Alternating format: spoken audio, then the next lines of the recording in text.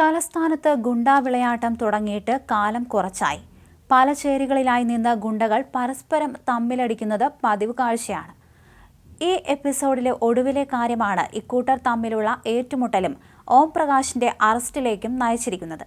ഗുണ്ടകൾ ഏറ്റുമുട്ടലുമായി ബന്ധപ്പെട്ട കേസിലാണ് പോലീസ് ഓം പ്രകാശിനെ അറസ്റ്റ് ചെയ്തത്. കേസുമായി ബന്ധപ്പെട്ട് നേരിട്ട് ഹാജരാകാൻ ഓം പ്രകാശിന് നോട്ടീസ് നൽകിയിരുന്നു. എന്നിട്ടും ഹാജരാകാത്തതിനെ തുടർന്നാണ് നടപടി. നിരവധി അക്രമ കേസുകളിൽ ജാമ്യത്തിൽ കഴിയുന്ന ഓം പ്രകാശ് ജാമ്യവ്യവസ്ഥകൾ ലംഘിച്ചോ എന്ന കാര്യവും അന്വേഷിക്കും.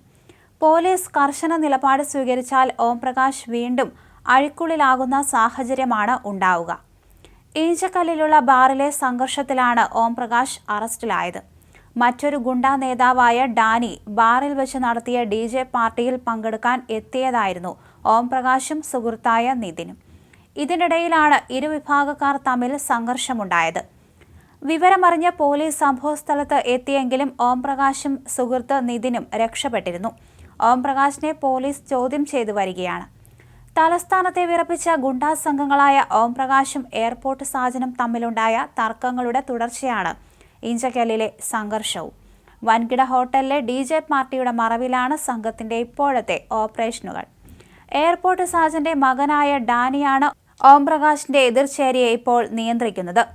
അപ്രാണി കൃഷ് കുമാർ വധക്കേസിൽ ഓം പ്രകാശിനെ ജീവപര്യന്തം തടവിന് ശിക്ഷിച്ചതോടെയാണ് തലസ്ഥാനത്തെ ഗുണ്ടാ ഏറ്റുമുട്ടലിന് ഒരു പരിധിവരെ അറുതിയായത്. ഓം പ്രകാശിന്റെ അസാന്നിധ്യത്തിൽ അതുവരെ ഭയന്നു നിന്നവർ പലരും സ്വന്തം സംഘത്തെ വളർത്തി. എയർപോർട്ട് സാജനൊപ്പം മകൻ ഡാനിയും വളർന്നു. നഗരത്തിലെ ഹോട്ടലുകളിൽ DJ പാർട്ടികൾ സംഘടിപ്പിക്കുന്ന ഡാനി വാർത്തയിൽ ഇടം പിടിച്ചത് സ്വന്തം സുഹൃത്തിനെ ക്രൂരമായി പീഡിപ്പിച്ച് കാല് പിടിപ്പിക്കുന്ന വീഡിയോയിലൂടെയാണ്. ഡാനിയുടെ സംഘം ഉപേക്ഷിച്ചതായിരുന്നു വീഡിയോ ചിത്രീകരിച്ച് സമൂഹമാധ്യമങ്ങളിലൂടെ പ്രചരിപ്പിച്ചത്. ഈ കേസ് ഒഴിച്ചു നിർത്തിയാൽ ഡാനി മറ്റു കേസുകളിലൊന്നും പ്രതിയല്ല. അപ്രാണി കേസിൽ ഹൈക്കോടതി ശിക്ഷ റദ്ദാക്കിയതോടെ ഓം പ്രകാശ് വീണ്ടും കളത്തിലിറങ്ങി. ഈ രണ്ടാം വരവിൽ ഓം പ്രകാശ് ഓപ്പറേഷന്റെ ശൈലി തന്നെ മാറ്റിയിരുന്നു. നേരിട്ട് ഇടപെടൽ നടത്താതെ റിയൽ എസ്റ്റേറ്റിലും മറ്റ് ബിസിനസ്സുകളിലുമാണ് ഓം പ്രകാശ് കളം നിറഞ്ഞത്. റിയൽ എസ്റ്റേറ്റ് ഇടപാടും വൻകിട ഹോട്ടലിലെ DJ പാർട്ടികളുമായിരുന്നു പ്രധാന വരുമാന മാർഗം. പരസ്യമായ കൊട്ടേഷൻ ഇടപാടുകളിലായിരുന്നു. പാറ്റൂരിൽ കഴിഞ്ഞ വർഷം വരെ റിയൽ എസ്റ്റേറ്റ് വ്യവസായിയായ നിതിനെ ഓം പ്രകാശ് സംഘം വെട്ടിപ്പരിക്കേൽപ്പിച്ചിരുന്നു. പരസ്യമായ കൊട്ടേഷൻ ഇടപാടുകളിലായിരുന്നു.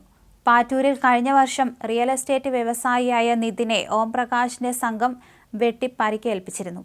റിയൽ എസ്റ്റേറ്റ് ഇടപാടിൽ പങ്കാളികളായി നിതിനും ഓം പ്രകാശും തമ്മിൽ പണം പങ്കുവയ്ക്കുന്നതിൽ തർക്കമുണ്ടായിരുന്നു.